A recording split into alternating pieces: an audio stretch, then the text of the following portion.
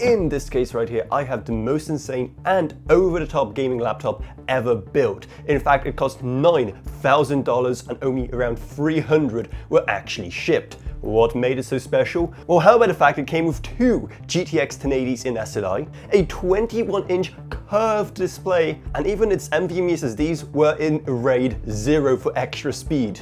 This, ladies and gentlemen, is the story of the Acer Predator 21X. So while I unbox this Pelican on the floor, because there's literally no room anywhere else to do it, let's actually backtrack a bit. This thing was released by Acer back in 2016 as really just a statement piece about what could actually be engineered at that point, no matter how impractical it really is. All in a package that weighed in total 8.5 kilos. So the end result was this right here. Oh my word. Now I've seen it before a couple of times.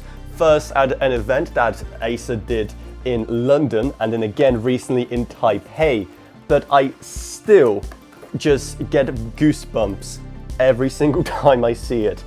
This, ladies and gentlemen, is pure excess in its purest, most awesome form when it comes to tech. Where do I begin? Like seriously, where do I even begin with a product like this? Well, let's probably start off with the specs. Like I teased you with already, it comes with two 1080s in SLI. The CPU is a quad-core Core i7 7820HK. It comes with 64 gigabytes of RAM, which is probably the only thing about this laptop that still holds up. But then there's other things that do really show it comes from a transitionary period in 2016. For example, the boot drive, while being technically two 512 gigabyte NVMe SSDs in RAID 0, is still only half a terabyte, which isn't the most by today's standards. And for the rest of the storage, well, you actually get yourself a hard drive for that. It's also very kind of slow, as you can see. I really have no idea what's happening. The display itself, while impressive just in the fact it's an ultra wide on a laptop, is still only 1080p. Or how about the fact that it even has Tobii eye tracking in it, something that, well, hasn't really caught on. Everywhere you look on this thing, there's like something insane. Like for example, this keyboard, which resembles just a regular desktop keyboard, or how about this right here, which is a trackpad with buttons on one end, or you can just flip it over and it becomes a numpad instead. The I/O itself is probably the most sensible thing about this whole laptop, with two USB Type-A on one side, dedicated microphone and headphone jacks, something you don't see too often nowadays, and an SD card reader. Then on the other side, all you get is just two more USB Type-A, then at the back you get yourself HDMI and 2 DisplayPort, Thunderbolt 3, and also RJ45, and wait, what? 2 power plugs? Yes, that's right, this thing is so power hungry, it comes with 2 chargers. In fact, it even comes with this like rubber thingy to store both the power bricks as well, because, well, why not, I guess. And also, by the way, if you're wondering what built-in webcam and microphone sound like, well, now you know. It's not great, but for 2016 standards, I mean, I've seen modern laptops with much worse ones than this. But now let's actually focus on what you're probably the most interested in when it comes to this thing, and that's performance. Now, we won't be playing Cyberpunk on this thing, obviously, yet. And I tried running Shadow of the Tomb Raider, but nope. Okay, it is on the high preset if we just go down to medium. And of course, we're going to turn off motion blur. But still, I expected it to at least do well on high. I mean, it's still two 1080s. Nope.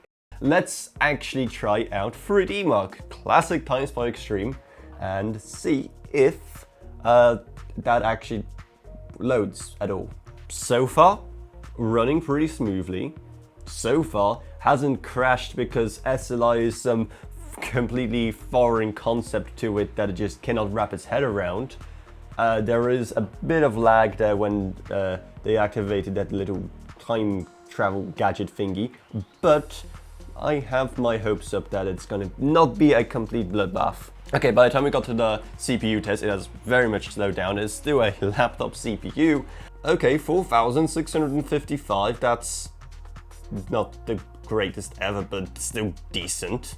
Let's see how it's going to perform in Siege instead, to see like how you can actually properly game on it from that kind of time period with some, like, you know, esports titles. So this is on a very high preset, and I gotta say, it looks pretty decent so far. Obviously that second GPU isn't doing much, like I highly doubt there's any kind of SLI support left in Siege, plus also this thing won't have any kind of DLSS available.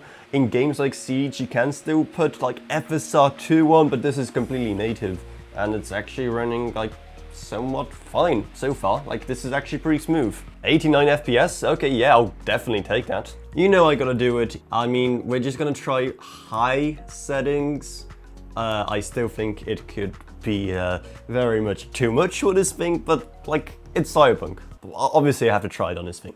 You know, at a 40 FPS almost, it isn't that bad. I was expecting way worse, and this is fully native. There is no upscaling, no frame gen, just gaming the way John Carmack intended. 46 FPS average, I'll happily take that. We can actually take this performance even further with this overclocking menu. Now you actually missed it, there was a bit of a warning here saying that you can't even overclock it unless both of the power chargers are plugged in and the battery is above 40%. But now that it is all set up, I mean, we aren't messing around. CPU to max, GPU to max, and let's run Cyberpunk again.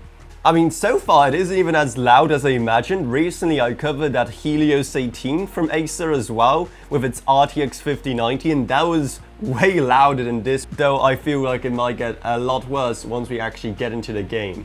Maybe, we'll see. And look at that, we have actually gained, you know, a couple of FPS there. It was kind of struggling to go above 40 in the scene, but now, oh, that was a, yeah, that kind of dropped us down. That went down to 17, but apart from that, this is actually, you know, a couple of frames smoother, definitely.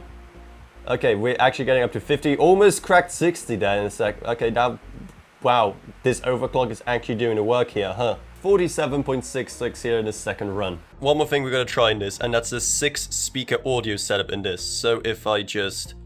Okay, did you guys hear that? I was not expecting that kind of noise in startup. Already, all I'm seeing is the desktop, but I'm already in love with this display right here. I'm actually astounded that that much noise is coming from, wow, just a laptop. It's actually insane. It's the most bassy laptop as well I've ever heard. Let me just disable that before we all go deaf here. Anyway, this thing is just pure excess. It was made for the sake of showing that it can be made, and something like this can exist in 2016. Given how it costs $9,000, obviously not a lot of people bought it, but still, given how insane and over the top it is, but still kind of quaint just by the fact it came from 2016, it's just such an insanely interesting reminder of where tech was at that period in time. So I want to hear your thoughts on this thing down in the comments below. And if you want something that's a lot cheaper, then hey, our Patreon exists. And huge thanks to Gavin Burns, Jason Rage, Ella Vroniak, Balaj Roken, Ola Pseudonym, Mixer, Shane Allcroft, and Mason Magruder. But anyway, that's about it. So I hope you enjoyed this video. If you did, then remember to subscribe, like, whatever, and I'll see you all in whatever I make next. Goodbye, everyone. Goodbye.